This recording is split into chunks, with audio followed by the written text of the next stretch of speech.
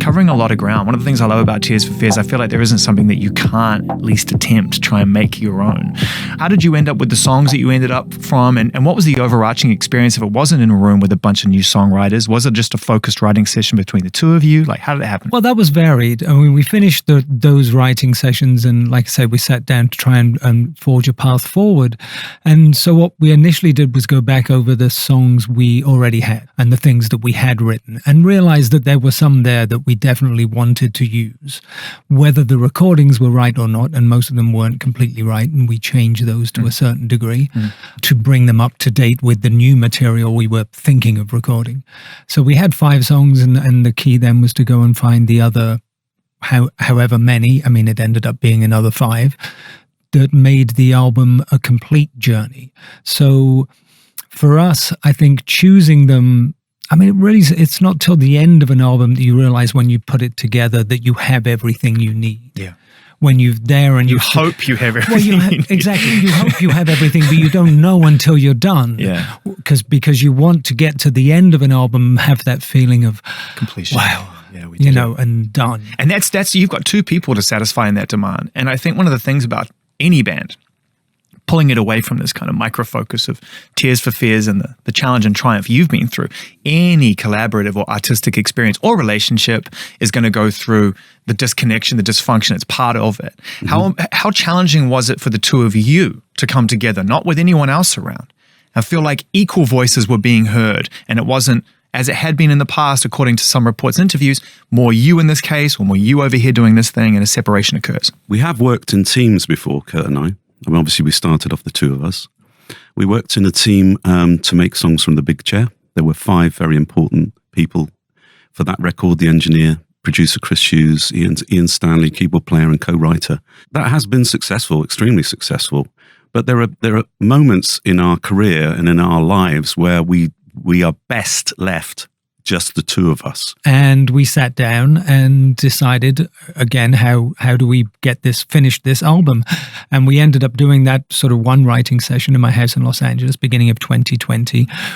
Roland went back to England, and the pandemic hit, so he couldn't come back for quite a while. So we were doing things sort of via email, and eventually Roland got back, I think, at beginning of September or late August, somewhere around there in 2020. So we went in the studio in September, and by Christmas we finished. Wow. That's how quick it was when we were left to our own devices. Okay, the obvious question from a lifelong fan, I get to ask it because I've been with you all the way along, and I was crestfallen when you no longer were in the band, when there was a time when I felt like at your peak success. Happy days. Yeah, well, for me, I mean, and it's funny because again, I remember it's whenever people talk about it, breakups and bands or whatever, and it's because we hold you so dear, right? It's because you give us this gift and we want it to carry on because it fills the gaps in our lives, it gives us this joy that we need, and it helps us cry when we need to, and so when we lose that, it's like it's a real mourning that goes on in it.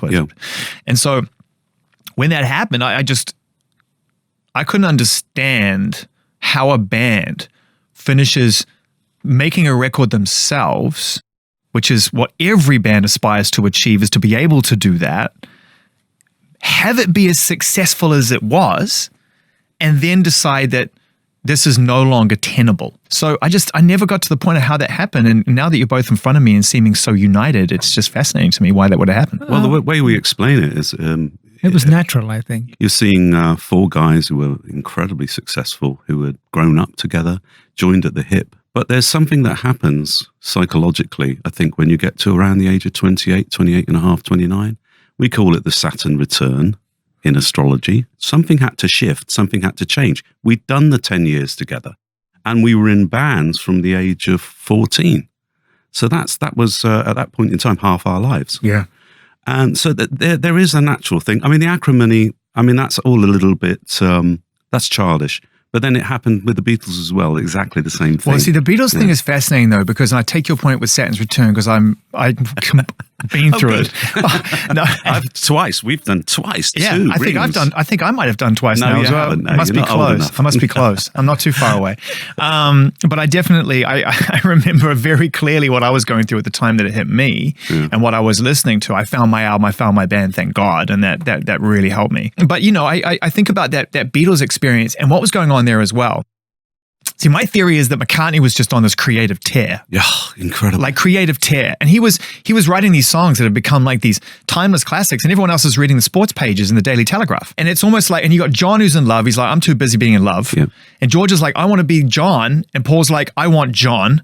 And Ringo's stoned. And so between the four of them, just trying to figure us out of space. So it was just this whole creative thing. And did it get to the point where you were going in different directions creatively and it wasn't just the natural astrological separation? I mean, that's hard. It's hard to tell. I mean, maybe because I always saw you as equals, big time on those records. I don't think we ever found out creatively what it meant. I mean, for me, it was more personal than creative.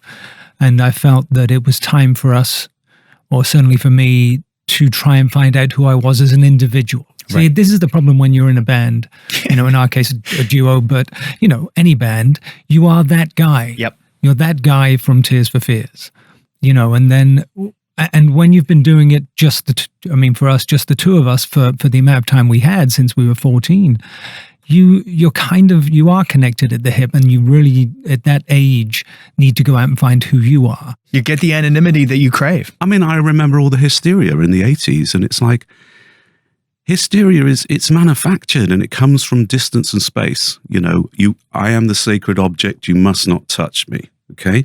So if you kind of go, well, actually, you know what? I'm not the sacred object, and you can touch me and you can talk to me. And once you do that, you start to relate to fans on the same level. Yeah.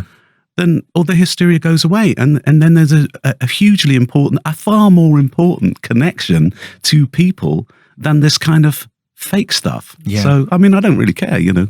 Well, and you couldn't really afford to care about being pop stars because you were the weirdest successful band. Yeah. Yes. I think back now to how music translated and having #1 albums, selling millions of copies and being quoted left, right, and center. And you were not making records that were playing the game. No, I don't think so. I mean, we made records that we liked, so that was the key, you know, for us. Kurt, what happens when you make The Hurting, which you like, which is a strange and absolutely anxiety-inducing travel through someone's pain, goes on to break you as a band? It was strange because we never actually thought, I mean, going back there, we never thought Mad World was really going to be a hit. We thought it would give us some credibility. Also for us, you know, when we became big and, you know, with songs of The Big Chair even bigger, we realized you can't equate fame with happiness, for one thing. Yep. We managed to separate music from our life. We did at that point in time, yes. Well, no, eventually we did. I listened back to Big Chair and I what really strikes me again, getting back to the weirdness of it, is just how some of the arrangements and the musicality of that album connected on such a mass level. Shout's a weird song in itself, but it's a perfect pop song. Yeah. You know, talking to my wife about it the other day, I was like, this is just so flawless. But then you listen to like Head Over Heels, not just that piano riff, which became so iconic overnight. I remember being a rap fan and hearing DJ Cash Money loop that, and that was the start of his DJ set back in the 80s, and it was like it was embraced. But just the sound, this is where warning, this is super granular, nerdy, super fan.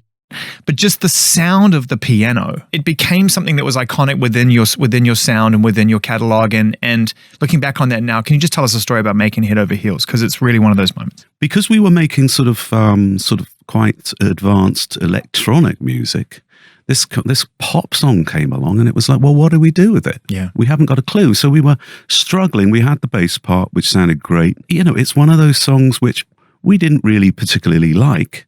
But when we play it live, when we play it live, we get to the end of the set. It doesn't matter what song you play before it, how big that song is. When that intro kicks in, the audience goes crazy. It's so fantastic. Iconic. That piano is so iconic. Where were you when that was written, and how did that little piano riff? It deserves some attention. Didn't it start on tour? It may have started on tour, maybe a 1983 Where You Are tour.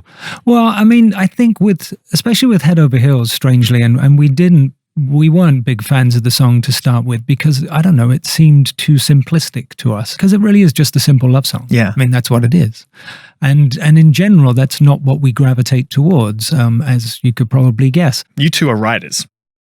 It's got to come from in here, right? So, but sonically, and the idea of moving in different spaces and doing different things, you're perfectly positioned because, and you've acknowledged this before, so I'll acknowledge it again. You know, you are 100% a contemporary touchstone for some of the most really innovative modern artists. Like Abel doesn't fuck around. You know, he's one of the greats, and I've spoken to him about you. We've had the Tears for Fears conversation. So I wonder whether or not that kind of opens up the scope of what's possible now that you've been able to reunite and do what you always did best, come from inside out, what out feels like to you going forward. What's interesting about the Abel thing, and, you know... Was that a question? I don't even know if that was a question. I felt like a question. But what's interesting... You're just a poet. It's good, right? Remarkable. It was all right. Absolutely.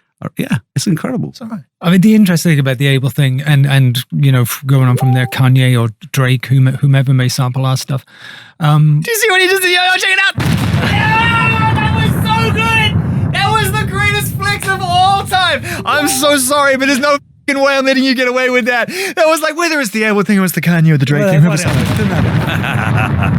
was epic! I hate to brag. Obviously, Abel was a big fan, say. So then management, you know, and record company, you need to work with these people. Yeah. Right? But they 10x on what you've already got, everybody, simply by getting in the room with him. I get it. It's so gross. which is ridiculous because the reason, you know, they've used our music is because of us, because we did the music. It's not, you know, I don't think working with them makes things any better. I don't. I think that... unless it's organic, unless you meet and you realize there's something that can be done naturally. Maybe, but, you know, I think that's difficult. The reason we've been sampled or been used and been covered by various people is because they appreciate what we do.